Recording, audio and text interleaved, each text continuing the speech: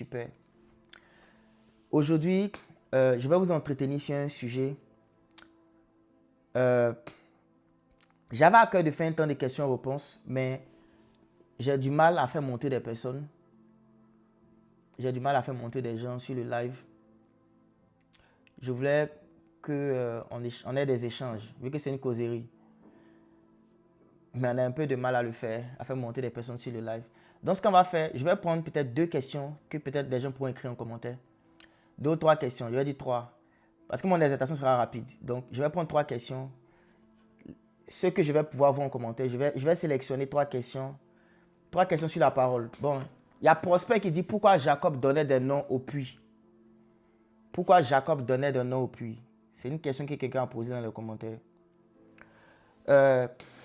Celui qui a commencé cette pratique-là, c'était Abraham. C'était d'abord Abraham. Abraham et après Isaac. Surtout Abraham et Isaac qui donnaient des noms au puits. C'est eux qui nommaient les puits. Donc si vous lisez dans la Bible, on va lire quelques passages. Dans le livre de Genèse. Genèse 26, le verset 15. Donc, on vient de commencer, comme j'ai dit, je vais prendre le temps de répondre à quelques questions rapidement. Et après ça, je vais parler. On va avoir une discussion sur la vie éternelle. Et je vais prier après, donner des paroles de connaissance et puis prier pour certaines personnes. Genèse 26, le verset 15, la Bible nous dit: tous les puits qu'avaient creusés les serviteurs de son père du temps d'Abraham, son père les Philistins, d'Abraham son père, les Philistins les comblaient et les remplirent de poussière. Donc, verset 18, la Bible dit: Isaac creusa de nouveau les puits d'eau qu'on avait creusés du temps d'Abraham son père et qu'avaient comblé les Philistins après la mort d'Abraham. Et il leur donna les mêmes noms que son père leur avait donnés. Donc, Abraham avait donné des noms à des puits qu'il avait creusés. Il y a quelqu'un qui dit: comment ça va que je suis sauvé? Je vais répondre à ça tout à l'heure. Ce sera le sujet de mon exhortation. Mais avant que j'arrive là-bas, je vais répondre à la question que le frère a posée. Abraham avait creusé des puits, il avait donné des noms à ces puits. Et après la mort d'Abraham, les Philistins ont mis de la poussière dans les puits là, ont fermé ces puits là. Donc Isaac est revenu après, il a renouvelé les puits et il a donné les mêmes noms à ces puits en question. Donc la question c'est de savoir pourquoi est-ce que Abraham a donné des noms à des puits, Isaac aussi a donné des noms à ces puits en question. Donc il faut comprendre déjà la raison pour laquelle dans la Bible on donne un nom à une chose. Si vous lisez le livre de Genèse au chapitre 2, lorsque Dieu a créé l'homme, Dieu a emmené les animaux vers l'homme. Et la Bible dit que Dieu a emmené les animaux vers l'homme afin de voir comment l'homme va les nommer. Pourquoi? Parce qu'en fait, dans le monde spirituel, dans le règne de l'esprit, ce que tu nommes, ce que tu es capable de nommer, tu es capable de le dominer. Tu es capable d'avoir une autorité sur ce que tu peux nommer. Et souvenez-vous, à l'époque, il n'y avait pas la SODECI, il n'y avait pas les compagnies de production d'eau potable. À l'époque, Abraham et Isaac étaient des nomades. Ils se promenaient de lieu en lieu, ils habitaient dans des tentes. Et à chaque fois qu'ils se déplaçaient, ils avaient besoin d'eau. Donc, l'une des manières de s'assurer que partout où ils iraient, la puissance pour que le lieu où ils sont là, puisse générer de l'eau, il fallait donner des noms aux puits qu'ils creusaient. Parce que quand tu donnes un nom à une entité, tu as une autorité sur cette entité en question. Donc, première raison pour laquelle il fallait donner des noms, c'est parce que quand tu donnes un nom à quelque chose, tu as autorité et puissance sur cette chose. Donc, Abraham et Isaac, ayant compris ce principe et sachant qu'ils étaient appelés à être dans le désert, à être des nomades dans le désert pendant longtemps, il fallait qu'ils aient un moyen spirituel d'avoir de l'eau partout où ils seraient. Et le moyen que Dieu leur a inspiré, justement, c'est d'avoir autorité sur les puits. Et pour avoir autorité sur les puits, il faut leur donner des noms. Donc, c'est la première raison. La deuxième raison qu'on voit aussi, qu'on peut trouver aussi dans les Écritures, c'est que ces puits étaient prophétiques.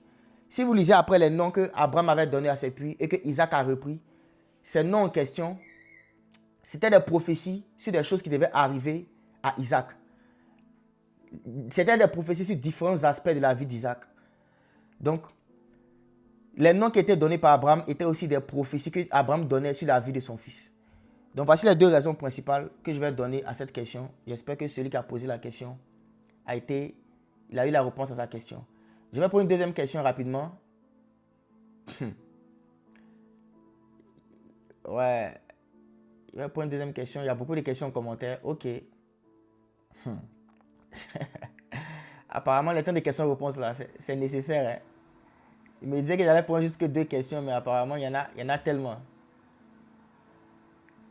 Les bras, canto, les bras, cavali. Celui qui veut savoir comment je sais que je suis sauvé, ce sera le sujet de mon message. Je vais parler de la vie éternelle. Je vais définir c'est quoi la vie éternelle. Et vous allez vous rendre compte qu'il y a beaucoup de mauvaises définitions de la vie éternelle que les gens ont. Et vous aurez la connaissance claire. Comment savoir qu'on est sauvé. Je vais répondre à cette question de manière précise aujourd'hui. Je vais répondre à ça. Donc celui qui a posé la question, ne t'inquiète pas. Il y a Serena Comparé qui demande, est-ce qu'un occultiste peut délivrer quelqu'un d'un esprit malin? Non. La réponse est non. La Bible dit, c'est le Seigneur Jésus lui-même qui l'a dit, il dit Satan ne peut pas chasser Satan. Donc un occultiste ne peut pas délivrer quelqu'un d'un esprit malin parce qu'ils appartiennent au même royaume. Ce qu'un occultiste peut faire, juste, au contraire, c'est remplacer l'esprit. Si par exemple quelqu'un a un démon qui cause le cancer, l'occultiste peut remplacer le démon de cancer par un démon de dépression. Mais il ne peut pas délivrer. Parce que la liberté, la Bible dit que c'est le Fils qui délivre. Si le Fils vous rend libre, vous serez réellement libre. Il faut forcément que ce soit le Fils de Dieu qui apporte la liberté pour que la liberté soit réelle. Donc, ce n'est pas un mystique ne peut pas délivrer quelqu'un d'un esprit. Ce n'est pas possible. Voilà. Je prends une dernière question. Une question. Je cherche les questions dont la réponse va aider la majorité. Parce qu'il y en a qui posent des questions compliquées ici. Il y en a qui posent des questions compliquées. Et les bras scandele patus kedele. Imantole brandos keli brande. Mantolida brande skobande livadoska. Shkale brande vakadus kada. Donc je prends ma dernière question. Et puis après ça, je vais faire un partage sur la vie éternelle. Quelqu'un dit comment on peut choisir son père spirituel. Ça aussi, je vais répondre à ça rapidement. Comment on choisit son père spirituel? Pour comprendre les choses spirituelles, il faut comprendre les choses naturelles. Est-ce que dans la nature, on choisit son père? On ne le choisit pas. C'est que ta question, c'est plutôt comment on identifie son père spirituel. Ce n'est pas comment on choisit. Parce que ce n'est pas toi qui choisis ton père spirituel, c'est Dieu qui le choisit pour toi. Beaucoup de gens ont cette mauvaise conception de se dire non, je vais regarder tel pasteur, je vais le comparer, puis après je vais choisir qui est mon père spirituel. Ce n'est pas normal, on ne choisit pas son père. On l'identifie. Donc maintenant, il faut connaître les signes qui te permettent d'identifier qui est ton père spirituel, qui est ton père dans la foi. Il y a des signes que tu dois avoir. Le signe principal, c'est que quand on dit un père, c'est qui? Un père, c'est quelqu'un qui engendre quelque chose. C'est quelqu'un qui t'engendre. Donc, regarde dans les hommes par qui Dieu est passé pour te bâtir dans la foi. Qui t'a engendré dans l'aspect principal de ta vie spirituelle? C'est-à-dire, soit dans le fait que tu es rentré dans le royaume, soit dans ton appel. Quand tu veux identifier ton père dans la foi, il faut regarder les deux choses là. Comment tu es rentré dans la foi et quand tu es rentré dans la foi, comment tu es rentré dans ton appel? Ton père spirituel, c'est celui qui te fait soit rentrer dans la foi, il t'engendre dans la foi, ou bien il t'engendre dans ton appel spécifique. Donc, c'est dans les deux critères qu'il faut regarder. Maintenant, quand tu as quelqu'un qui t'a engendré dans la foi, qui est différent de quelqu'un qui t'a engendré dans ton appel, entre les deux, il faut savoir qui a autorité sur toi, dans le sens où les doctrines, les enseignements, les compréhensions de la parole de Dieu que tu as là, la majorité de ça, qui t'a appris ça? C'est-à-dire, ce que tu fais aujourd'hui là, c'est sous l'autorité de qui? Qui t'a enseigné ce que tu es devenu en Christ? Qui a fait de toi ce que tu es devenu? Par les enseignements de qui tu es bâti? Par les enseignements de qui tu es capable de faire les choses que tu fais aujourd'hui? C'est comme ça que tu pourras discerner qui est ton père dans la foi. Le père dans la foi, c'est celui d'abord qui va t'engendrer, ou bien celui qui va te faire grandir dans ta destinée, dans l'accomplissement de ce pourquoi Dieu t'a créé. Donc, voici les deux critères. Il y a des enseignements qu'on a donnés dessus. Vous pourrez après les chercher, les écouter. Donc là, je donne des éléments comme ça pour aider certaines personnes. Voilà, on ne choisit pas son père dans la foi, on l'identifie. On l'identifie. Voilà. Donc, maintenant, je vais commencer mon partage. Je vais parler de la vie éternelle. La vie éternelle. Écrivez avec moi dans les commentaires la vie éternelle. ceux qui sont avec moi. Vous savez, TikTok, il faut à chaque fois dire les bons mots, réagir donc pour que ton live ne soit pas censuré. Donc, écrivez avec moi la vie éternelle. Je pense que ça, c'est un bon mot à écrire. La vie éternelle, c'est un bon mot à écrire. La vie éternelle. On va parler de ça rapidement. Je vais essayer de définir pour vous c'est quoi la vie éternelle. La raison pour laquelle on va faire cet exercice ensemble, c'est parce que beaucoup de gens ne savent pas s'ils sont vraiment sauvés. Et beaucoup de gens ne sont pas sauvés, mais pensent qu'ils sont sauvés. La vie éternelle, on va la définir ensemble, avec les Écritures. On va savoir ce que c'est. Et tu sauras aujourd'hui si vraiment tu as la vie éternelle. Et si tu ne l'as pas, tu vas chercher à la voir par la grâce de Dieu. Par la grâce de Dieu aujourd'hui, si tu n'as pas la vie éternelle, tu pourras rentrer dans la vie éternelle. Pourquoi est-ce que cette question est importante? Vous savez, chaque être humain qui vit sur la terre, chaque être humain redoute un moment. Et un moment que chaque être humain redoute sur la terre.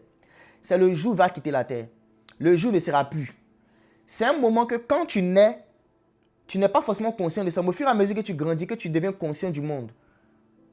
Au fur et à mesure que tu... Même vous allez prendre même des enfants, souvent, des enfants peuvent être apeurés même de certaines choses. C'est quoi la peur? La peur vient du fait qu'on a un instinct de suivi.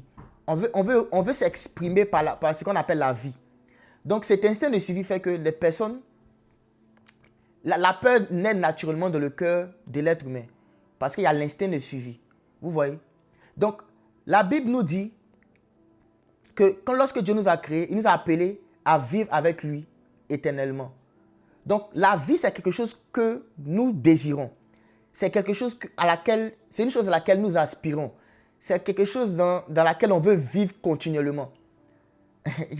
Donc regardez ce que j'ai dit. Il dit la vie, c'est quelque chose dans lequel on veut vivre continuellement. Parce que la vie, ce n'est pas juste l'existence.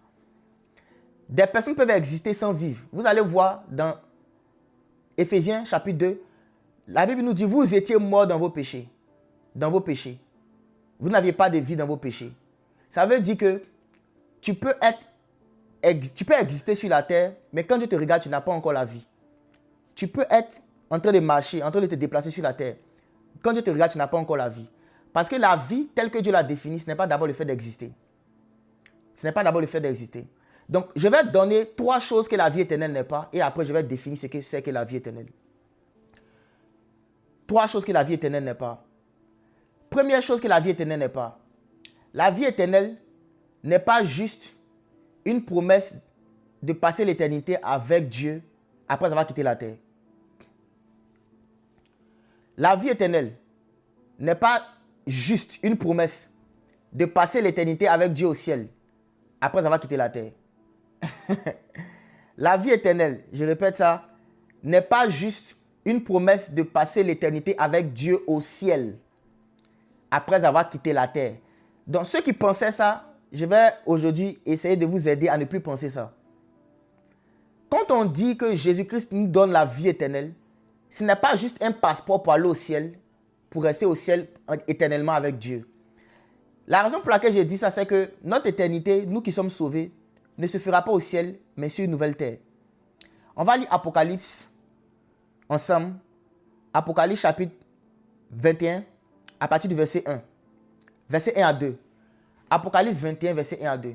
Donc, première chose que la vie éternelle n'est pas. La vie éternelle, ce n'est pas juste une promesse de passer l'éternité avec Dieu au ciel. Ce n'est pas juste ça. Parce que vous allez entendre dans beaucoup de prédications, dans ta vie à Jésus, tu vas aller au ciel, tu ne vas pas aller en enfer. Ce qui n'est pas totalement faux. Mais ça fait en sorte que la compréhension que les gens ont de la vie éternelle n'est pas précise. Donc, je le répète, la vie éternelle, ce n'est pas le fait juste d'avoir une promesse de passer l'éternité avec Dieu au ciel. Apocalypse 21, verset 1. Puis je vis un nouveau ciel et une nouvelle terre, car le premier ciel et la première terre avaient disparu et la mer n'était plus. Et je vis descendre du ciel d'auprès de Dieu la ville sainte, la nouvelle Jérusalem préparée comme une épouse qui s'est parée pour son époux. Donc, voici ce que la Bible nous dit dans Apocalypse 21. Je vis un nouveau ciel et une nouvelle terre. Donc, Jean, à la fin des temps, à la fin de l'histoire biblique, Dieu lui montre comment les choses vont se passer. Il voit un nouveau ciel. Il voit une nouvelle terre. Et le nouveau ciel qu'il voit, il dit que Dieu fait descendre maintenant la nouvelle Jérusalem sur la nouvelle terre. Ça veut dire que, vu que nous allons habiter dans la nouvelle Jérusalem pour l'éternité avec Dieu, ça veut simplement dire que notre éternité avec Dieu va se faire sur une nouvelle terre et non pas au ciel. Notre éternité avec Dieu va se faire sur une nouvelle terre et non pas au ciel. Pas au ciel. Donc, lorsqu'on parle du paradis, le paradis dans lequel nous, on va rester pour l'éternité là, il n'est pas au ciel, il est sur une nouvelle terre. C'est sur une nouvelle terre que Dieu va créer parce que Dieu a dit depuis le commencement qu'il a donné la terre au Fils de l'homme. Les cieux et les cieux des cieux, les cieux sont le trône de Dieu et il a fait de la terre son marchepied, il a donné la terre au Fils de l'homme. Donc, quand on te dit donne ta vie à Jésus, crois en Jésus, donne ton cœur à Jésus pour recevoir la vie éternelle, ça ne veut pas dire que tu vas passer l'éternité au ciel avec Dieu. Ce n'est pas d'abord ça. Parce que l'éternité va se faire sur une nouvelle terre que Dieu va créer. Une nouvelle terre. Je relis encore Apocalypse 21. Puis je vis un nouveau ciel et une nouvelle terre. Car le premier ciel et la première terre avaient disparu et la mer n'était plus. Et quand vous lisez la suite, il parle maintenant de la ville sainte, la nouvelle Jérusalem, qui va descendre sur la nouvelle terre. Donc, si vous avez compris ça, vous comprenez maintenant que on ne parle pas ici de mourir, de quitter la terre, j'ai évité ce terme, de quitter la terre pour aller dans l'éternité au ciel avec Dieu. Donc, ce n'est pas ça la définition de la vie éternelle. Deuxième chose, qui n'est pas la définition de la vie éternelle, c'est que la vie éternelle, ce n'est pas le fait de devenir chrétien. Avoir la vie éternelle, ce n'est pas le fait de devenir chrétien et d'aller à l'église. Avoir la vie éternelle, ce n'est pas le fait de devenir chrétien et d'aller à l'église. Il y a beaucoup de gens qui sont chrétiens, qui vont à l'église, mais qui n'ont pas la vie éternelle. La vie éternelle, je le répète une dernière fois, une troisième fois, ce n'est pas le fait de devenir chrétien et d'aller à l'église. Ce n'est pas ça. On va lire un passage. On va lire plusieurs même. Premier, c'est le Luc chapitre 6. Luc chapitre 6, on va lire le verset 46. Luc 6, verset 46. Devenir chrétien, c'est prendre la décision d'appeler Jésus Seigneur. Appeler Jésus Seigneur, comme ça, on dit Seigneur Jésus, Seigneur Jésus. Donc, est-ce que c'est parce que tu dis Seigneur Jésus que tu as la vie éternelle? On va lire quelques passages. Luc 6, 46. Pourquoi m'appelez-vous Seigneur, Seigneur, et ne faites-vous pas ce que je dis? Pourquoi m'appelez-vous Seigneur, Seigneur, et ne faites-vous pas ce que je dis? Donc, le Seigneur est en train de dire qu'il y a des gens qui l'appellent Seigneur. Les chrétiens, les gens qui l'appellent Seigneur. Mais ils ne font pas ce qu'il dit. On va lire Matthieu 13. L'autre passage qu'on va lire, c'est dans Matthieu. Non, pas Matthieu 13, Matthieu 7, verset 21. Est-ce que c'est trop rapide pour vous? Ou bien c'est bon? Matthieu 7, verset 21. Chalet, Brandos, Kade. Salut à tous ceux qui viennent de nous rejoindre. Nous sommes en train de définir c'est quoi la vie éternelle. Et je viens de dire que la vie éternelle, ce n'est pas le fait d'être chrétien et d'aller à l'église. Tu peux aller à l'église, tu peux être chrétien, ton pasteur même te connaît, tu donnes ta dîme, tes offrandes chaque semaine, chaque mois. Tu chantes à l'église et tu n'as pas la vie éternelle. Matthieu 7, verset 21. Ceux qui me disent Seigneur, Seigneur, vous voyez? Qui sont ceux qui disent Seigneur, Seigneur à Jésus? Ce sont les chrétiens. Parce que les païens ne l'appellent même pas Seigneur. Les païens même disent qu'il n'existe pas. Les païens disent qu'il n'est pas le Fils de Dieu. Les païens disent qu'il n'est pas mort, il n'est pas ressuscité. Donc, les païens, les gens du monde, n'appellent même pas Jésus Seigneur. Maintenant, le Seigneur dit quoi? Ceux qui me disent Seigneur, ceux qui m'appellent Seigneur, ou encore les chrétiens, n'entreront pas tous dans le royaume des cieux. Donc, il y en a qui appellent Jésus Seigneur, Seigneur, mais ils ne vont pas rentrer dans le royaume des cieux. Ça veut dire qu'avoir la vie éternelle, ce n'est pas le fait d'aller à l'église. Beaucoup de gens que je connais, quand ils veulent que des personnes viennent au Seigneur Jésus, ils leur disent, commence à venir à l'église. Viens, on va partir à l'église. Commence à venir à l'église avec moi. Si tu viens à l'église, tu vas devenir chrétien, tu vas aller au ciel. C'est faux. C'est faux. Je ne dis pas qu'il ne faut pas encourager les personnes à venir dans les lieux de culte parce qu'en venant, ils peuvent entendre la parole de Dieu. Et justement, cette parole de Dieu va les faire rentrer dans le royaume. Mais le fait juste d'aller à l'église et d'être régulier là, ne prouve pas que tu as la vie éternelle. Avoir la vie éternelle ne veut pas dire que ce n'est pas parce que tu vas à l'église, ce n'est pas parce que tu appelles Jésus Seigneur. Voici ce qu'il dit ici. Ce ne sont pas tous ceux qui me disent Seigneur, Seigneur, qui vont entrer dans le royaume des cieux. Ce n'est pas tous ceux qui me disent Seigneur, Seigneur. Donc, deuxième chose qui n'est pas la vie éternelle, c'est le fait d'être chrétien, d'aller à l'église. Donc, vous qui êtes chrétien, vu qu'on appelle chrétien, vous qui m'écoutez, qu'on appelle chrétien, vous qui êtes régulier à l'église, je vous pose la question, est-ce que vous avez la vie éternelle? Parce qu'il est possible d'appeler Jésus Seigneur, il est possible d'être chrétien, il est possible d'aller à l'église et de ne pas avoir la vie éternelle. Troisième chose qui n'est pas la vie éternelle. Est-ce que vous me suivez? Si vous me suivez, écrivez avec moi en commentaire, on te suit. Si vous me suivez, écrivez, on te suit. Troisième chose qui n'est pas la vie éternelle, c'est le fait même de faire des miracles. Le fait de faire des choses surnaturelles. Le fait de faire des choses surnaturelles. Tu peux faire quelqu'un qui fait des miracles, qui prophétise, mais tu n'as pas quand même la vie éternelle. Et c'est dans Matthieu 7, encore on va le voir. Matthieu 7, le verset 22. Ce n'est pas parce que quelqu'un fait des miracles qu'il a la vie éternelle. Je vous dis la vérité. La vie éternelle, c'est quelque chose. Ce n'est pas le fait d'être chrétien, ce n'est pas le fait d'aller à l'église. Ce n'est pas penser qu'on va aller au ciel pour rester avec Dieu pour l'éternité. Ce n'est pas ça, je l'ai déjà démontré. Troisième chose aussi, la vie éternelle, ce n'est pas parce que quelqu'un fait des miracles, ce n'est pas parce que quelqu'un fait des signes et des prodiges qu'il a la vie éternelle. Parce que beaucoup de gens associent quelqu'un qui fait des miracles à forcément quelqu'un qui a la vie éternelle, ce qui n'est pas vrai. Matthieu 7, le verset 22, c'est Jésus qui parle encore. Plusieurs me diront ce jour-là, Seigneur, Seigneur, n'avons-nous pas prophétisé par ton nom? N'avons-nous pas chassé les démons par ton nom? Et n'avons-nous pas fait beaucoup de miracles par ton nom? Regardez, les gens disent, nous avons prophétisé par ton nom, chassé les démons par ton nom, fait beaucoup de miracles par ton nom. Et ce qui est intéressant, c'est que le Seigneur Jésus-Christ ne les contredit même pas.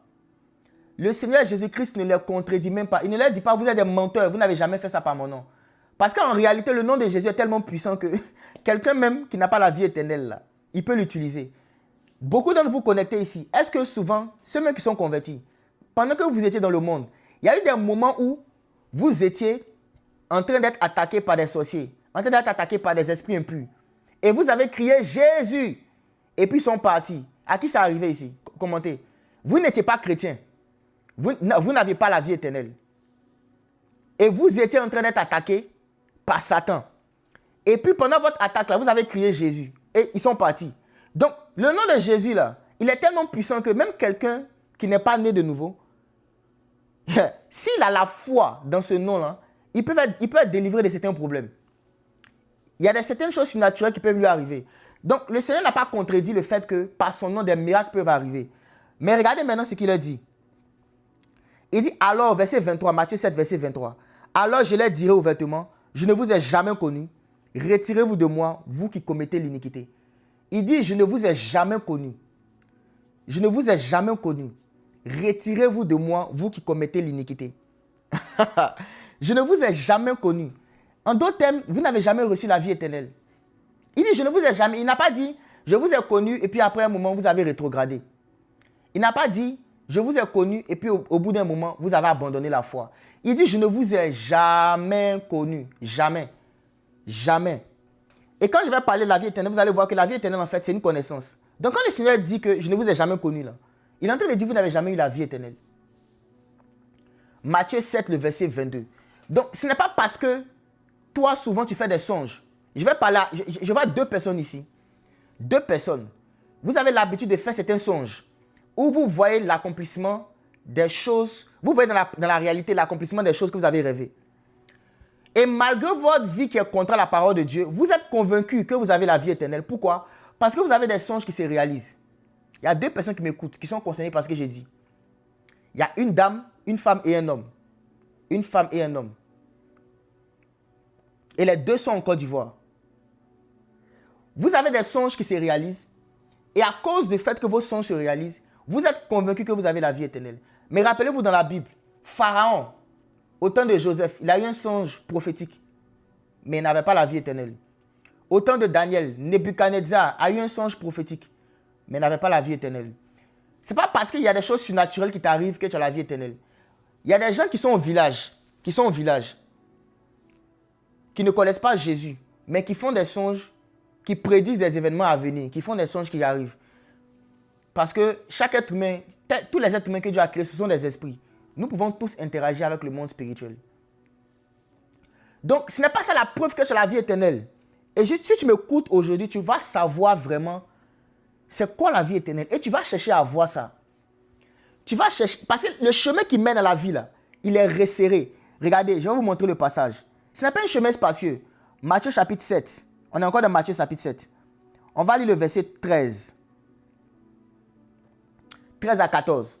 Matthieu 7, verset 13 à 14. On est encore dans Matthieu chapitre 7, verset 13 à 14. La Bible dit, « Entrez par la porte étroite, car large est la porte, spacieux est le chemin qui mène à la perdition, et il y en a beaucoup qui entrent par là. » Matthieu 7, verset 13 à 14. Large est la porte, spacieux est le chemin qui mène à la perdition. Donc, Jésus est en train de dire que la majeure partie des gens, ils vont passer par la porte qui est large, la porte qui mène à la perdition. La majeure partie des individus vont emprunter le chemin qui mène à la perdition. C'est ce qu'il est en train de dire. Il dit que c'est une porte qui est large. Verset 14. « Mais étroite est la porte, resserrez le chemin qui mène à la vie. Et il y en a peu qui les trouvent. » Il dit quoi? Étroite est la porte et resserré est le chemin qui mène à la vie. Et il y a peu de personnes qui trouvent cette porte-là, qui trouvent ce chemin qui mène à la vie. Et je prie au nom de Jésus. Toi qui m'écoutes ce soir, si tu n'as pas encore trouvé ce chemin, tu vas le trouver. Et si tu l'as déjà trouvé, tu vas rester sur ce chemin. Si tu as déjà trouvé ce chemin, tu vas rester sur ce chemin par la grâce de Dieu. Et si tu ne l'as pas trouvé, tu vas trouver ce chemin aujourd'hui. Dis avec moi Amen. Il dit large est la porte, spacieux est le chemin qui mène à la perdition. En d'autres termes, la majeure partie des gens vont prendre le chemin qui mène à la perdition. Maintenant, il y a un chemin qui mène à la vie. Il y a une porte qui mène à la vie. Il dit il y a peu qui trouvent. Et je vais te montrer cette porte aujourd'hui. Pour récapituler ce que je viens d'expliquer, je viens de parler de trois choses que la vie éternelle n'est pas. J'ai dit que la vie éternelle, ce n'est pas une promesse d'aller faire l'éternité au ciel avec Dieu. Parce que notre éternité, nous qui sommes sauvés, sera avec Jésus-Christ dans la Nouvelle Jérusalem sur la terre. Deuxième chose, la vie éternelle, ce n'est pas le fait d'être chrétien ni d'aller à l'église. Tu peux être chrétien, catholique, méthodiste, il n'y a pas chrétien animiste, mais bon, vous connaissez toutes les dénominations. Tu peux même être membre de la MSA, qui est mon église, et ne pas avoir la vie éternelle. Ce n'est pas le fait d'être dans une église. Ce n'est pas le fait de partir dimanche dans un lieu. Quoique ça, c'est important, c'est très important. Quand on va avancer, je vais expliquer. Mais ce n'est pas ça qui est la vie éternelle. Et j'ai dit aussi que la vie éternelle, ce n'est pas aussi le fait de faire des signes et des miracles. On a vu, le Seigneur a dit qu'il dira à certaines personnes qu'il appelait Seigneur, et même qui vont dire qu'ils ont fait des miracles en son nom. Je ne vous ai jamais connu. Donc, finalement, c'est quoi la vie éternelle? Qui veut savoir? Qui veut savoir c'est quoi la définition de la vie éternelle? Qui veut savoir c'est quoi la définition? Et la définition est dans la Bible. Hein. On va pas inventer quelque chose. Vous savez, la Bible s'explique d'elle-même. La Bible s'explique d'elle-même.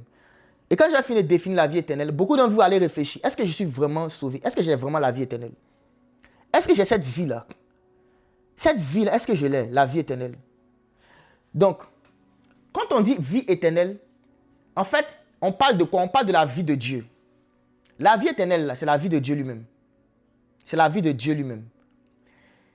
Quand on dit... Si je vous pose la question, si par exemple, je suis en train d'échanger avec quelqu'un, et puis je vois quelqu'un, et je dis à la personne que tu vois là, il vit la vie de riche. Il vit la vie de riche. Ça voudrait dire quoi? Si je dis qu'il vit la vie de riche, ça veut dire que dans sa manière de se comporter, dans sa manière de parler, dans sa manière d'agir, on voit les manières des riches. Je répète ce que j'ai dit. Si je regarde quelqu'un et puis je dis, ah, telle personne, il vit la vie d'un riche. Il vit la vie de riche. Ça voudrait dire que dans sa manière de parler, dans sa manière de se comporter, dans sa manière d'interagir avec les autres, il a les manières de riche. C'est quoi la vie éternelle? C'est la vie de Dieu. La vie éternelle, en fait, c'est un style de vie où tu te comportes comme Dieu. C'est un style de vie. La vie éternelle, ce n'est pas un événement. La vie éternelle, ce n'est pas un événement. La vie éternelle, ce n'est pas un événement. Ce n'est pas quelque chose qui t'arrive une fois. C'est une manière de vivre. C'est un style de vie. C'est pour ça qu'on dit une vie éternelle. C'est vivre selon les manières de Dieu. La vie éternelle, là, c'est vivre selon les manières de Dieu. C'est un style de vie.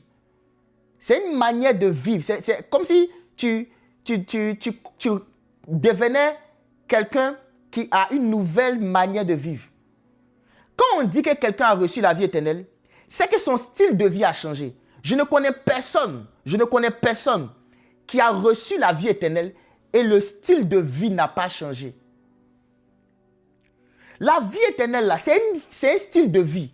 Ce n'est pas quelque chose de mystérieux. Parce que ça s'appelle une vie. Une vie. Donc, c'est quand tu commences à vivre selon le style de Dieu, selon la manière de Dieu. Tu vis selon le style et selon la manière. Tu vis selon le style et selon la manière. C'est ce qu'on appelle aussi vivre selon la connaissance de Dieu. C'est vivre selon la connaissance de Dieu. Ça veut dire que quand on dit que j'ai la vie éternelle là, ce n'est pas dans le fait que je vais à l'église qu'on va regarder ça. Ce n'est pas dans le fait que je donne mes offrandes au pasteur, au prophète qu'on va regarder ça. On va regarder ça dans ma manière de vivre. Comment tu sais que tu as la vie éternelle? Regarde ton style de vie. Aussi simple que ça. Regarde ton style de vie. Comment tu sais que tu as la vie éternelle? Regarde ton style de vie. Est-ce que ton style de vie est éternel? Est-ce que ton style de vie est éternel? Regarde ton style de vie. C'est à partir de ton style de vie que tu sauras si tu as la vie éternelle ou pas. Est-ce que ton style de vie est éternel? Peut-être que tu n'as jamais entendu ça, mais je te dis aujourd'hui.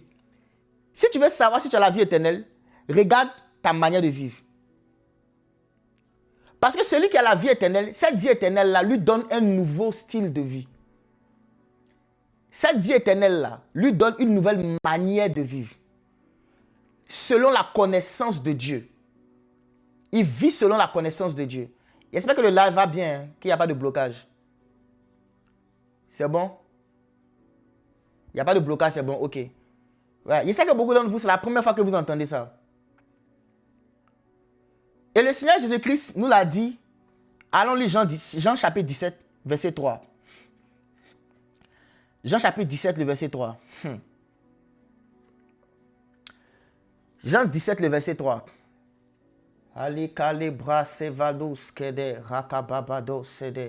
Jean 17, le verset 3. La Bible dit: Or, la vie éternelle, c'est qu'ils te connaissent, toi, le seul vrai Dieu, et celui que tu as envoyé, Jésus-Christ. Ça, c'est le Seigneur lui-même qui parle. Vous voyez encore là, il ne parle pas, il n'est pas en train de parler de aller à l'église, ni de faire des miracles, de faire des choses surnaturelles. Quoique, quand tu as la vie éternelle aussi, tu es capable de faire des choses surnaturelles. Ça, c'est la deuxième partie maintenant. Mais ce n'est pas faire les choses surnaturelles qui montrent que tu as la vie éternelle. Ce qui montre que tu as la vie éternelle là, c'est que tu as la connaissance de Dieu. Et la connaissance de Dieu, il dit, la vie éternelle, c'est qu'ils te connaissent toi, le seul vrai Dieu. La vie éternelle, c'est qu'ils te connaissent toi, le seul vrai Dieu. C'est qu'ils te connaissent toi, le seul vrai Dieu. J'espère qu'il n'y a pas des gens qui signalent notre live, hein, s'il vous plaît. Si tapotez. Mettez plus de cœur. Il ne faudrait pas qu'on nous fatigue. On est en train de dire des choses simples. On n'est pas en train d'insulter quelqu'un. On est en train d'aider ceux qui ont besoin d'être aidés. Donc, s'il vous plaît, laissez-nous tranquilles. Voilà. S'il vous plaît, laissez-nous faire ce qu'on veut faire. Mettez les lives, tapotez. Dieu est bon, Dieu est bon, Dieu est bon, Dieu est bon. Ok. Donc, la vie éternelle, c'est avoir la connaissance de Dieu. Il dit, or, Jean 17, le verset 3, or, la vie éternelle, c'est qu'ils te connaissent toi, le seul vrai Dieu, et celui que tu as envoyé, Jésus. Mais vous savez, quand on dit connaître Dieu, connaître dans l'hébreu là, quand on dit connaître dans l'hébreu là, ce n'est pas avoir une information dans son cerveau. C'est pas ça connaître. Connaître, ce n'est pas avoir une information dans son cerveau. Je vous pose la question, est-ce que Adam ne connaissait pas le bien et le mal? Avant de manger le fruit, Une question, je vous pose une question à vous tous. Est-ce que Adam connaissait le bien et le mal avant de manger le fruit? Je vais poser ça comme ça. Est-ce que Adam connaissait le bien et le mal avant de manger le fruit? Défendu. J'aimerais avoir les réponses. Est-ce que Adam connaissait le bien et le mal avant de manger le fruit défendu? J'aimerais avoir vos réponses. Il y en a qui disent oui, il y en a qui disent non. Ah bon, il y en a qui disent oui. Ceux qui disent oui, là, vous vous basez sur quoi? Est-ce qu'il connaissait le bien et le mal avant de manger le fruit? On dit non, ok. Maintenant, est-ce que Adam ne savait pas que manger le fruit c'était mal et ne pas manger le fruit c'était bien? Une autre question, est-ce que Adam ne savait pas que manger le fruit là c'était mal et puis ne pas manger le fruit là c'était bien? Donc, je vous repose encore la question, est-ce qu'il ne connaissait pas vraiment le bien et le mal? Est-ce qu'il ne savait pas que manger le fruit là c'était mauvais? Il savait que ça c'était mal. Et ne pas manger le fruit, c'était bien. Donc, je repose encore la question. Est-ce qu'il ne connaissait pas vraiment le bien et le mal? Ok. J'ai donné cette illustration pour vous montrer quelque chose. En fait, Adam connaissait le bien. Il ne connaissait pas le bien et le mal parce que la Bible dit que c'est quand il a mangé, il a connu. Mais il savait c'était quoi le bien et le mal. Il savait. Parce que la connaissance dont Dieu parlait là, ce n'est pas le fait de savoir qu'est-ce qui est bien, qu'est-ce qui était mal. C'était l'expérience. Adam savait que manger c'était mal, mais n'avait jamais fait l'expérience de la désobéissance. Il n'avait jamais fait l'expérience du mal. C'est la connaissance dont Dieu lui parlait là. Quand tu vas manger, tu vas connaître là. En fait, c'était l'expérience du mal. Il savait la différence entre les deux. Il savait que s'il mangeait, c'était pas bon. Mais s'il ne mangeait pas, c'était bon. Donc, il savait ce qu'était le bien. Il savait ce qu'était le mal. Mais selon Dieu, il ne connaissait pas le mal. Pourquoi? Parce qu'il n'avait pas l'expérience du mal. Il n'avait pas fait l'expérience du péché. Donc, parce qu'il n'avait pas fait l'expérience du péché, il n'avait pas encore consommé l'arbre de la connaissance du bien et du mal. Il n'avait pas l'expérience. C'est pourquoi, ce n'est pas parce que tu connais le fait que Jésus-Christ est mort et est enseveli et il est ressuscité dans ta tête que ça veut dire que tu as l'expérience. L'expérience n'est pas avoir l'information dans ton cerveau. L'expérience là, ou encore la connaissance spirituelle, c'est être capable d'interagir avec cette réalité en question. Tu es capable d'interagir. C'est comme la Bible aussi nous dit dans 2 Corinthiens. Ok. Allons doucement, on me dit de faire attention. Ok. La Bible nous dit dans 2 Corinthiens. Amen, amen, amen. Tapoutons, tapoutons, tapoutons, tapoutons, tapoutons, tapoutons. Amen. Good life, good life, good life. Gloire à Jésus. Gloire à Jésus, gloire à Jésus, gloire à Jésus. Dieu est bon. Jésus-Christ est bon. Il est bon, il est bon, il est bon, il est bon. Ok. Est-ce que c'est bon? Le live, ça continue de flow, il y a un problème. C'est bon? Ok. Donc, parlons de Jésus aussi dans le livre de 2 Corinthiens, chapitre 5, verset 21. La Bible dit, celui qui n'a pas connu le péché, Dieu l'a fait devenir péché pour nous. Donc, Jésus-Christ ne connaissait pas le péché. Mais par contre, il savait c'était quoi le péché. Il savait c'était quoi. Mais il n'avait pas fait l'expérience. Il n'avait pas interagi avec la chose. Donc, vu qu'il n'avait pas fait l'expérience, il ne connaissait pas. Donc, c'est pourquoi la Bible dit dans 2 Corinthiens 5, le verset 21, celui qui n'a pas connu le péché, Dieu l'a fait devenir péché pour nous. Il ne connaissait pas, mais il savait c'était quoi. Donc, quand on dit connaître ici, là, c'est expérimenter. C'est expérimenter, c'est avoir une expérience avec Dieu. La vie éternelle, c'est qu'ils te connaissent. Ça ne veut pas forcément dire, ça veut pas d'abord dire qu'ils aient des informations sur toi dans leur cerveau. Ça veut dire qu'ils expérimentent le style de vie de Dieu. Or, la vie éternelle, c'est qu'ils expérimentent le style de vie de Dieu. Comment Dieu pense, comment Dieu parle, comment Dieu aime, comment Dieu pardonne, comment Dieu respecte, comment Dieu valorise les êtres humains, comment Dieu prend soin des gens. La vie éternelle, c'est de connaître ça. C'est de connaître ces choses-là. C'est de connaître l'amour de Dieu. La vie éternelle, c'est de connaître la paix de Dieu. La vie éternelle, c'est de connaître la joie de Dieu. La vie éternelle, c'est de connaître l'amitié de Dieu. La vie éternelle, c'est de connaître la patience de Dieu. La vie éternelle, c'est d'être capable de pardonner ton mari quand il t'a offensé. La vie éternelle, c'est d'être capable de pardonner ta femme quand elle t'a offensé. La vie éternelle, c'est d'être capable de ne pas t'énerver contre tes enfants, même s'ils ont fait des choses que tu n'aimes pas, mais de les redresser dans la douceur. La vie éternelle, c'est de pardonner à tes ennemis. C'est de faire du bien à ceux qui te maudissent. C'est de prier pour ceux qui te persécutent. La vie éternelle, c'est de bénir tes ennemis. La vie éternelle, c'est d'avoir le style de vie de Dieu. Est-ce que vous me suivez? La vie éternelle, là, c'est d'avoir le style de vie de Dieu. C'est d'avoir l'expérience de la nature de Dieu. Avoir l'expérience de la nature de Dieu. Pour répondre à la question, comment je sais que j'ai la vie éternelle? C'est que j'ai envie de me comporter comme Dieu. En fait, quand je me lève le matin, non, tout ce que je veux là, c'est de manifester qui je suis. J'ai envie de me comporter comme Dieu. J'ai envie de pardonner, j'ai envie d'aimer, j'ai envie de faire du bien aux gens. J'ai envie de me comporter comme Dieu parce que c'est ce que je suis devenu. Comment je sais que j'ai la vie éternelle? C'est que j'ai l'expérience de la nature de Dieu. Demandez à tous ceux qui sont nés de nouveau, qui ont la vie éternelle. Ils vont vous dire tous la même chose. On a tous envie de se comporter comme Dieu. C'est-à-dire, tout ce que tu veux là, c'est devenir comme Christ. Avoir la paix de Dieu. Être capable de pardonner comme Dieu pardonne. Être capable d'aimer comme Dieu aime. La vie éternelle, c'est se comporter comme Dieu. Est-ce que tu as la vie éternelle? Toi qui m'écoutes. Est-ce que tu t'en fous quand quelqu'un te fait quelque chose et que tu ne pardonnes pas? Tu te justifies et tu t'en fous, tu ne cherches même pas à pardonner. Il se peut que tu n'aies pas la vie éternelle. Quand quelqu'un a la vie éternelle, même quand ça lui fait mal, même s'il manque de force, il désire pardonner. Parce que la vie qui est en lui là ne permet pas, ne tolère pas. La vie qui est en lui là ne tolère pas le manque de pardon. La vie qui est en lui ne tolère pas ça. Toi qui m'écoutes et tu es toujours là, tu as plein de rancœur. Toi, tu as la rancœur contre au moins 10 personnes. Mais tu vas à l'église. Tu jeûnes. Tu pries. Il risque de t'arriver quelque chose de bizarre. Jésus va te dire, je ne t'ai jamais connu. Jésus risque de te dire un jour, je ne t'ai jamais connu. Il risque de te dire ça. La vie éternelle, c'est se comporter comme Dieu. Est-ce que cette définition-là, ça pétine? Il a parlé comme mon père dans la foi. Le pasteur Jacques a mis ça. Est-ce que ça pétine? La vie éternelle, c'est qui te connaissent, c'est qu'ils aient l'expérience de la nature du Père et du Fils. C'est qui te connaissent, toi, le seul vrai Dieu. Et celui que tu as envoyé, Jésus. Et celui que tu as envoyé, Jésus. Quels sont tes désirs? Est-ce que tu as un désir de te comporter comme Dieu? Si tu n'as pas un désir de te comporter comme Dieu, je te dis, il n'est pas trop tard. Tu peux avoir la vie éternelle à partir d'aujourd'hui. Tu peux avoir la vie éternelle. Et quand tu reçois la vie éternelle aussi, qu'est-ce qui va se passer?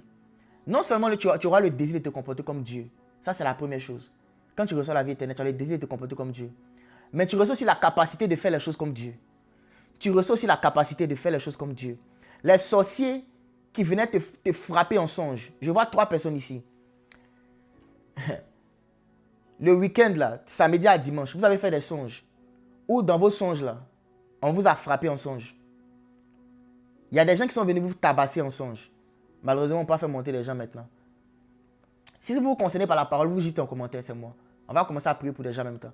Les gens qui sont venus vous frapper en songe. Et vous êtes réveillés, vous êtes dit vraiment, comment je fais pour sortir de ça?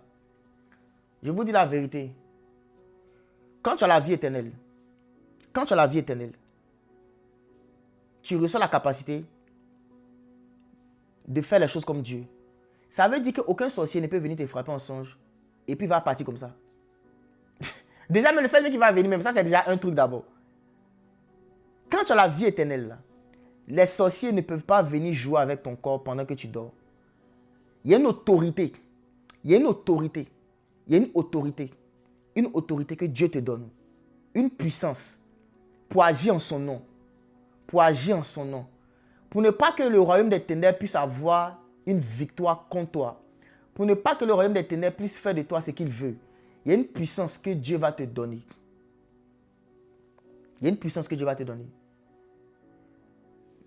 Les sorciers, les esprits impurs ne pourront pas faire de toi ce qu'ils veulent. Ils ne pourront pas. Quand tu as la vie éternelle, tu reçois l'assurance devant les situations difficiles. Quand tu as la vie éternelle, non seulement tu te comportes comme Dieu, mais tu agis aussi comme Dieu.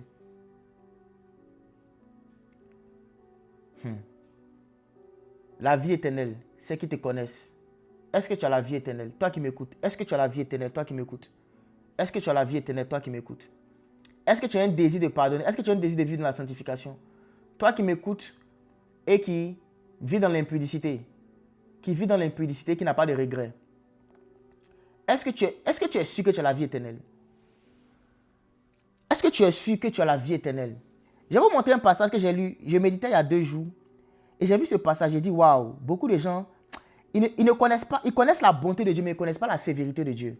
Vous savez, il faut connaître la bonté de Dieu, mais il faut aussi être conscient de la sévérité de Dieu. Il faut être conscient de ça. Quand on dit que Dieu est sévère, là, ça veut dire quoi? Dieu va pratiquer sa parole. Il va pratiquer sa parole. Lisons Éphésiens 5, verset 5. J'ai lu ce passage et j'ai dit, mais je vois beaucoup de gens sur Internet qui disent des choses à des gens qui leur font croire qu'ils sont sauvés alors qu'ils n'ont pas la vie éternelle. Pourtant, la Bible est claire dessus. La Bible est claire. Si soit on ne croit pas en la Bible, soit on y croit. Mais si on croit en la Bible, soyons sérieux. Lisons avec moi Éphésiens 5, verset 5 à 6. Regardez ce que l'apôtre Paul dit.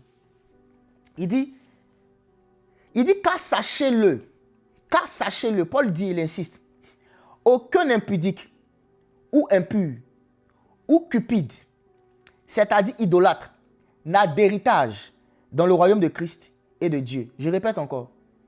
Car sachez-le bien, aucun impudique. Quand on dit impudique, c'est celui qui a des relations sexuelles en dehors du mariage. Vous savez ce que ça veut dire. Et il le fait régulièrement. Ou impur, ou cupide, c'est-à-dire idolâtre, n'a d'héritage dans le royaume de Christ et de Dieu. Paul a dit clairement, il dit aucun. En fait, moi, quand je lis la parole de Dieu, je tremble. La Bible dit que Dieu prend plaisir quand on tremble à sa parole. Il ne faut pas lire la Bible comme ça. Il ne faut pas lire comme un roman. Il faut trembler, il faut lire et puis il faut te poser la question, il faut te remettre en question. Est-ce que Paul parle pas de moi? Il dit aucun. Ça veut dire que quand tu es dans cette catégorie-là, tu ne peux pas avoir d'héritage dans le royaume de Dieu et de Christ. Il dit aucun. Maintenant, au verset 6, il ajoute maintenant une chose qui me fait plaisir. Il dit que personne ne vous séduise par de vains discours. Donc, Paul est en train de dire qu'il y a des gens qui vont venir vous dire que ce n'est pas grave. Hein. Tu peux te faire vivre dans le péché et puis ce n'est pas grave. Tu as un héritage dans le royaume de Dieu. Paul, au verset 6, il dit que personne ne vous séduise par de vains discours. Car c'est à cause de ces choses que la colère de Dieu vient sur les fils de la rébellion. Il dit que personne donc ne vous séduise. En d'autres termes, ne laissez pas quelqu'un vous faire croire que tu dis que tu as la vie éternelle, mais ton style de vie n'est pas conforme à la vie éternelle. Pensez que c'est normal. Ne laisse pas quelqu'un te faire croire que c'est normal. Ne laisse pas quelqu'un te faire croire que c'est normal. Que personne ne te séduise. Cherche la vie éternelle. La vie éternelle, là, ce n'est pas de dire que tu vas toi-même te changer, devenir une bonne personne. Tu ne peux pas, tu n'as pas cette vie. La vie qui peut te changer, c'est la vie de Jésus. C'est lui qui a la vie éternelle. Donc tu dois croire en lui. Maintenant, lui, il va te donner sa vie. Et maintenant, c'est quand Jésus te donne sa vie que tu as envie de faire les choses que Jésus aime. Que tu as envie de faire les choses auxquelles Jésus prend plaisir. Sinon, toi-même là, si tu essaies de faire tes efforts par la chair, pour dire non, je ne fais plus ça, je ne fais plus ça. Bon, je ne vais pas citer des trucs bizarres pour ne pas qu'on me bloque, mais vous comprenez. Je ne vais plus regarder telle chose, je ne vais plus aller chez telle personne, je vais couper le numéro de telle personne. Ça, c'est pas mal. Mais je vais te faire comprendre que ce qui va te donner la force là, c'est que tu reçoives la vie de Jésus. C'est la vie de Jésus qui te donne envie de fuir le péché. C'est la vie de Jésus qui te donne envie de te sanctifier. C'est la vie de Jésus qui te donne envie de te purifier. C'est la vie de Jésus qui te donne envie de chercher sa face. C'est la vie de Jésus. Donc, tu ne peux pas faire ça de toi-même. Donc, je ne dis pas ce que j'ai dit là pour te donner la culpabilité ou te donner l'impression que tu dois toi-même aller faire des efforts, beaucoup d'efforts. Il y a un aspect où nous-mêmes, on doit être disciplinés. Oui, on est disciples de Jésus. On doit se discipliner pour ne pas faire certaines choses. Mais je vous dis, la source de ça, c'est Jésus-Christ lui-même. C'est lui-même que tu dois recevoir, avoir sa vie. Et lui, maintenant, sa vie là, ça va faire que tes désirs vont changer. Tu n'auras plus envie de faire les mauvaises choses que tu faisais avant. Il y a une force de faire les bonnes choses de Dieu qui va t'être donnée. Parce que tu vas recevoir la vie de Dieu. Tu vas recevoir la vie de Dieu. Est-ce que quelqu'un est béni aujourd'hui? Est-ce que quelqu'un est béni? Quand tu reçois la vie de Dieu, tu reçois une force. Et si tu es connecté aujourd'hui, tu vas recevoir cette vie aujourd'hui. Je vais te montrer comment. Je vais terminer par ça. Comment on reçoit maintenant la vie de Dieu? Comment on fait pour recevoir la vie de Dieu? Qui est intéressé par ça? Il faut la recevoir. Quand tu la reçois, là, elle te change à l'intérieur. Elle te change à l'intérieur. Tu n'es plus la même personne. Quand tu reçois la vie de Dieu, tu es transformé. Tu te demandes, mais attends, ça, j'avais envie de faire avant. Maintenant, je n'ai plus envie de faire. Avant, je ne pouvais pas demander pardon. Maintenant, je peux demander pardon. Avant, je ne respectais pas mes parents. Maintenant, je les respecte, je les honore. Avant, je ne voulais pas, je voulais pas arrêter de mentir. Mais maintenant, je ne peux plus mentir. Je me souviens, quand je me suis converti, j'avais la vie de Dieu. Je ne pouvais plus mentir. Pourtant, j'étais un très grand menteur. J'étais un menteur. Mais quand j'ai reçu la vie de Dieu, j'ai dit, je ne pouvais plus mentir. Quand quelqu'un me demandait même de mentir, je tremblais. À cause de quoi? La vie de Dieu. Comment recevoir cette vie? C'est simple. Cette vie-là, on la reçoit. Je vais vous donner une illustration. Voici mon téléphone qui est dans ma main ici. Je prends mon téléphone qui est dans ma main. Supposons que j'ai ce téléphone dans ma main. Ce téléphone dans ma main. Et puis, supposons que le téléphone est dans mes deux mains comme ça. Je prends cette illustration. Maintenant, quelqu'un vient avec un iPhone 17. Il pense que c'est le dernier iPhone, non? Ce qui est plus avancé, ça c'est un téléphone de 2021. C'est un vieux téléphone. Donc, quelqu'un vient avec un iPhone 17. Le dernier modèle de iPhone. Et il me dit que je vais te donner le iPhone 17 qui est mieux que ce que tu as. Maintenant, moi, j'ai mon téléphone dans ma main. Si je veux son iPhone 17, je dois faire quoi? Je vous pose la question. C'est-à-dire, il vient avec son iPhone 17. Moi, j'ai mon téléphone comme ça dans ma main. Maintenant, il veut me donner ça. Il veut me donner son iPhone 17. Qu'est-ce que je dois faire? Si je veux son iPhone 17, qu'est-ce que je dois faire? Oui, je dois lui demander. Je dois lui demander et je dois abandonner ce qui est dans ma main. Pour qu'il puisse mettre ce qui est dans ma main, là, pour qu'il puisse mettre le nouveau téléphone, c'est que moi je dois faire, je dois déposer, mais jeter ce que j'ai et puis prendre ce qu'il veut me donner. Le problème, c'est que beaucoup de gens veulent prendre ce que Jésus a, mais ne veulent pas jeter ce qu'ils ont. Ta vie que tu as actuellement là, est-ce que tu veux jeter ça, mais tu veux garder? Pour avoir la vie éternelle, non, il faut jeter son ancienne vie. En fait, c'est ça le secret. C'est ce qu'on appelle la repentance. La repentance, là, c'est pas un mot compliqué. Hein. C'est que je veux la vie de Dieu, non? Je décide de renoncer, de jeter mon ancienne vie, c'est tout. Je jette cette vie-là. Si tu ne veux pas faire ça, tu ne peux pas prendre la nouvelle vie. Ce n'est pas que Dieu ne veut pas te donner. Dieu est prêt à te donner. Lui-même, il est plus motivé que toi-même. Dieu même est plus motivé que toi pour que tu aies la vie de Jésus. La vie éternelle. Il est plus motivé. Mais si tu veux garder ton ancienne vie, tu ne peux pas recevoir la nouvelle. Si tu veux garder ton ancienne vie, tu ne peux pas recevoir la nouvelle. Donc, quand on dit répands-toi, c'est prendre une décision de renoncer à mon ancienne vie. Je la laisse tomber. Je laisse tomber mon ancien téléphone pour avoir mon nouveau iPhone. Je laisse tomber mon ancienne vie pour avoir la vie de Dieu. Si je ne veux pas laisser tomber, je ne peux pas prendre. Je simplifie vraiment au maximum ce que j'ai dit. Hein. J'espère que c'est compréhensif ce que j'ai dit. Je laisse tomber mon ancienne vie pour avoir la nouvelle vie. Si je ne suis pas prêt à laisser tomber, je ne peux pas avoir. Donc quand on dit repentez-vous, la repentance, ce n'est pas un mauvais mot. Ça veut dire simplement changer de mentalité. Revenez à ce qui est bon. Laissez ce qui est mauvais et revenez à ce qui est bon. Donc Dieu demande que tu fasses quoi? Prends la décision de dire je ne veux plus cette vie. Je ne veux plus de cette vie. Je vous dis la vérité. Ce n'est pas une question même de dire non, je vais laisser tel péché d'abord. Ce n'est pas d'abord une question de péché. C'est toute la vie là même que tu dois laisser. Ce n'est pas une chose en particulier. Hein. C'est tout même, ta manière de... C'est tout que tu dois laisser pour recevoir ce que Jésus veut te donner. C'est comme ça que tu vas recevoir la vie éternelle.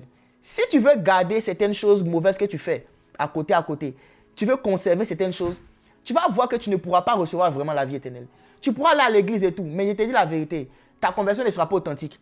Ta conversion ne sera pas authentique. Si tu veux recevoir la vie éternelle, il faut renoncer à ce que tu as actuellement. Il faut laisser tomber. La raison pour laquelle même tu veux la vie éternelle, c'est parce que tu penses que ce que tu as là n'est pas bon.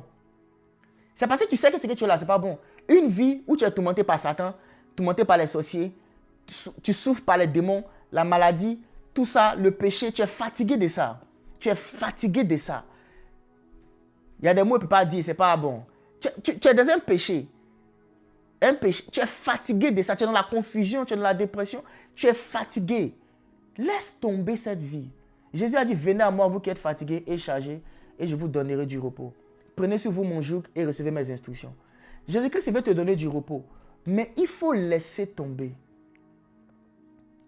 Est-ce que tu veux laisser tomber ton ancienne vie? Moi, je me souviens quand je me suis converti, où j'ai reçu la vie éternelle, j'ai dit à Dieu vraiment, tout ce que j'ai vécu jusqu'à aujourd'hui, là, c'est mort, c'est fini. Je vais appuyer comme un bouton reset. Le bouton reset. Si vous avez les machines, là, souvent tu appuies un bouton reset pour dire, je réinitialise tout. Toutes les mauvaises choses que je faisais là, je laisse tout tomber. Mais je sais que je ne peux pas le faire de ma propre force. Alors donne-moi ta vie. Donc, tu laisses tomber ton ancienne vie et tu prends la vie de Jésus. Comment on prend la vie de Jésus simplement? C'est par la foi. Tu crois qu'il veut te donner sa vie et qu'il est mort justement pour que tu reçoives sa vie. Il a perdu sa vie pour te la donner. Quand quelqu'un meurt, c'est qu'il perd sa vie. Jésus est mort à la croix, il a déposé sa vie. Il dit, ma vie, je la donne. Je la donne. Et il a donné. Donc quand il est mort là, il a donné sa vie. Toi maintenant, quand tu laisses ton ancienne vie, tu peux prendre la vie de Jésus par la foi. Tu crois de tout ton cœur qu'il est mort pour tes péchés. Tu crois de tout ton cœur qu'il a été crucifié pour toi. Et quand tu crois de tout ton cœur là, je te dis mon frère, ma soeur, il est impossible que le Saint-Esprit ne vienne pas attester la parole. Tu vas voir que tu seras rempli du Saint-Esprit. Tu seras rempli de la vie de Dieu. Tu vas devenir une nouvelle créature. Tu vas appartenir au royaume de Dieu. Ta vie sera transformée. Ton nom sera écrit dans le livre de vie. Et tu vas passer l'éternité avec Jésus-Christ dans la Nouvelle Jérusalem. On sera ensemble, on va se voir au ciel. Et tu vas me dire, mon frère O'Neill, ce jour-là, le mercredi 11 ou le jeudi 12 mars 2026, tu as prêché ce message-ci. Et ce jour-là, j'ai reçu la vie éternelle. Et aujourd'hui, nous sommes ensemble de l'éternité avec Dieu. On va se voir, on va se saluer. On va les jouer ensemble. On va aller se promener, parler avec Abraham, Isaac, Jacob, Daniel, David. Mon frère, ma soeur, aujourd'hui est ton jour. Aujourd'hui est ton jour. Je sais que tu es parti à l'église. Je sais que tu connais les prophètes. Tu connais les pasteurs. Mais est-ce que tu as la vie éternelle? Est-ce que tu as la vie éternelle? Est-ce que tu as déjà une fois dans ta vie renoncé à la vie que tu vis là? Tu as déjà renoncé une fois pour prendre la vie de Dieu. Est-ce que tu as déjà fait une fois? Une fois. Si tu ne l'as jamais fait, je te dis, tu n'as pas encore la vie éternelle. Même si tu vas à l'église, tu as besoin de laisser tomber. Tu as besoin de laisser tomber. Dans la Bible, là, il y a un homme qui s'appelait Élie. Il devait monter au ciel. Il a laissé tomber son manteau. Et quand il a laissé tomber son manteau, là, Élisée devait prendre, il devait prendre le manteau d'Élie qui était tombé par terre. Et puis commencer à se vêtir de ça. Mais pour pouvoir le faire, il fallait que lui-même se débarrasse de ses propres vêtements. Si toi-même tu as tes propres vêtements, tu ne peux pas prendre le vêtement de Christ. Il faut te débarrasser de tes faux habits, de tes habits qui sont sales là, pour prendre l'habit de Jésus, qui est l'habit de la justice. Il faut te débarrasser de ça. Et ça là, c'est ta décision à toi. C'est quand tu prends cette décision maintenant, que tu crois de tout ton cœur, Jésus te donne la vie éternelle. Mon frère, si tu as vraiment pris une décision, de chercher Dieu, d'abandonner tes vêtements de péché pour prendre le vêtement de justice de Jésus-Christ. Comment tu sais que tu as pris cette décision? C'est que tu t'engages de tout ton cœur à ne plus pratiquer le péché. Tu t'engages, tu te dis non, je ne veux plus être dans cette vie. Je veux le style de vie de Dieu. Je veux le style de vie de Dieu. Je veux le style de vie de Dieu. Et quand tu t'engages comme ça sincèrement, le ciel va te répondre. Est-ce qu'il y a quelqu'un ici qui veut la vie éternelle? Est-ce qu'il y a quelqu'un ici qui veut la vie éternelle? Si c'est le cas, il faut m'écrire en commentaire, je veux la vie éternelle. Et j'ai déjà défini ce que c'est. Ce n'est pas, je ne t'invite pas à venir à l'église forcément. Ce n'est pas ça d'abord. Même si ça va se manifester comme ça. Mais c'est d'abord renoncer à la vie que tu as pour avoir une nouvelle vie. C'est d'abord ça. Est-ce qu'il y a quelqu'un ici qui veut la vie éternelle? Il faut écrire « Je veux la vie éternelle ». Écris « Je veux la vie éternelle ». Je veux voir ton message. Oh, je vois LM Royal, HM Royal, que Dieu te bénisse.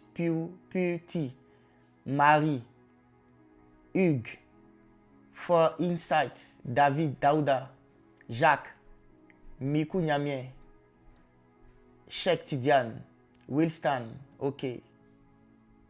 Je veux la vie éternelle. Kadi, Offert, je veux la vie éternelle. N'ayez pas honte, on est ensemble ici. Nous tous, on a fait cette prière un jour. Moi, je vous ai dit la vérité. Je partais à l'église, mais je n'avais pas la vie éternelle. Jusqu'au jour où je prends cette décision, c'est là que j'ai reçu la vraie vie. Et j'ai compris la différence. J'ai dit, waouh, le jour où j'ai vraiment renoncé à moi-même, le jour où j'ai renoncé à ma vie, de tout mon cœur, et j'ai pris la décision de recevoir la vie de Jésus, c'est ce jour-là vraiment que je suis converti. Avant ça, là, je faisais des prières de pardon. Il pêche et puis il vient dire, Seigneur, pardonne mes péchés. Mais je n'étais pas converti. Le seul jour où j'ai reçu la vie de Dieu, c'est quand j'ai dit à Dieu, aujourd'hui c'est aujourd'hui. Cette vie-là, je ne la veux plus. Je l'enlève. Donne-moi pour toi là. Je veux ce que tu as. Je veux ton style de vie. Je veux me comporter comme toi. Je veux ton style de vie. Je veux me comporter comme toi. Today is today. Aujourd'hui, c'est le jour de ton salut. Pour tous ceux qui ont écrit « Je veux la vie éternelle », on va faire quelque chose ensemble. Je vais vous donner 2 instructions. Première chose, on va prier ensemble. Et puis deuxième chose, on va vous donner un numéro sur lequel aussi vous allez nous contacter. Peu importe le pays où vous êtes. Mais on va d'abord prier ensemble. Il y en a qui sont déjà membres de certaines communautés. Vous êtes dans certaines églises. Il n'y a pas de problème. Continuez à aller dans vos églises. Dieu vous a visité aujourd'hui. Vous allez recevoir la vie de Dieu. Mais ceux qui n'ont pas d'église ou bien qui n'ont pas un endroit où ils peuvent grandir spirituellement, à la fin, on va vous donner, bon, le numéro est déjà même en commentaire avec Oriane. Vous allez aussi écrire sur ce numéro-là, je veux la vie éternelle dessus. Et puis on va vous aider. Mais en attendant qu'on arrive à ça, on va prier nous tous ensemble. Vous tous qui avez dit je veux la vie éternelle, on va prier ensemble. On va prier. J'aimerais que là où vous êtes, vous fermez vos yeux et que vous rentrez en vous-même. Vous savez, la Bible dit que le fils prodigue est revenu vers son papa quand il est rentré en lui-même. Il y a des prières qu'on ne fait pas dans le cerveau. Tu dois rentrer en toi. C'est-à-dire ton cœur doit prier. Je ne veux pas que tu pries aujourd'hui comme tu as l'habitude de prier. Non, non, non, non, non. Je veux que tu rentres en toi-même. Que tu sois au plus profond de ton être. Rentre en toi-même. Toi qui as dit je veux la vie éternelle, rentre en toi-même. Et sois sincère. Ne fais pas une prière à la va-vite et puis tu dis non, non, non, non, je ne veux pas ça. Je veux aujourd'hui qu'on soit sincère. Qu'on vienne devant Dieu comme on est. Sois sincère. Viens à Dieu, ouvre ton cœur. Et viens à Dieu, ouvre ton cœur. Et rentre en toi-même. Et répète avec moi cette prière. Tu répètes avec moi cette prière. Avec sincérité. Tu pries comme si c'est toi-même qui parlais. Je vais te donner les mots pour t'aider. Mais tu pries comme si c'est toi-même qui priais. On parle ensemble. Au nom de Jésus. Répète avec moi. Seigneur Jésus.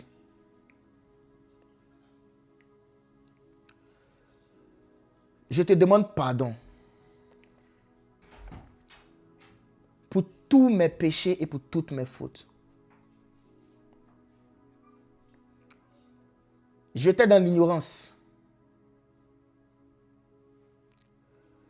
Mais aujourd'hui, j'ai compris l'évangile.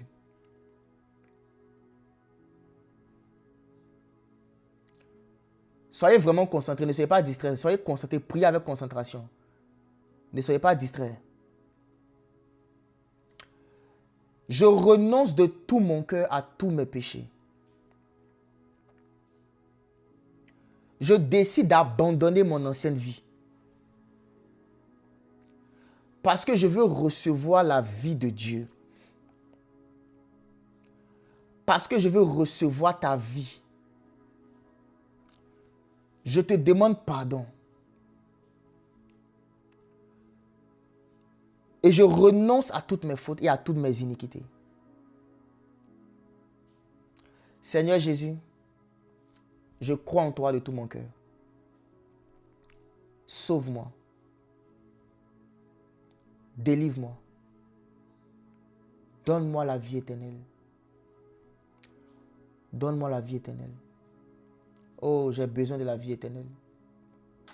Je ne suis rien sans la vie éternelle. J'ai besoin de toi. Donne-moi la vie éternelle. Donne-moi la vie éternelle. Oh Jésus, donne-moi la vie éternelle. Merci de ce que tu le fais. Je suis sauvé. J'ai la vie de Dieu. Je suis sauvé. Au nom de Jésus. Amen, amen, amen, amen, amen.